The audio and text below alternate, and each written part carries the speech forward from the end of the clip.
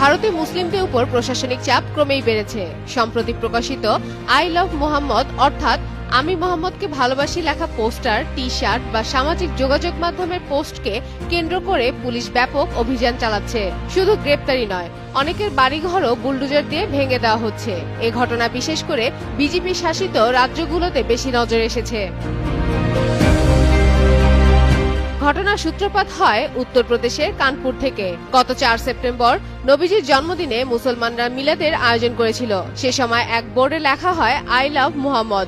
এতে স্থানীয় কিছু হিন্দু গোষ্ঠী অভিযোগ তুলে যে এটি নতুন সংযোজন, যা নাকি রাজ্যের ধর্মীয় উৎসবের নিয়ম লঙ্ঘন করছে। এরপরই পুলিশ ধর্মীয় উত্তেজনা ছড়ানোর অভিযোগে মুসলমানদের বিরুদ্ধে মামলা করে।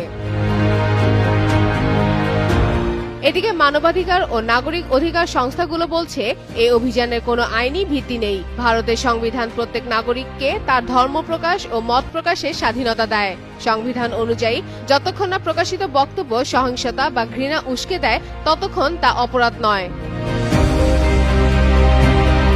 Association for protection of civil rights জানিয়েছে, মাত্র 1 মাসে 22টি মামলায় 2500-র বেশি মুসলমানকে অভিযুক্ত করা হয়েছে। অন্তত 40 জন গ্রেপ্তার হয়েছে।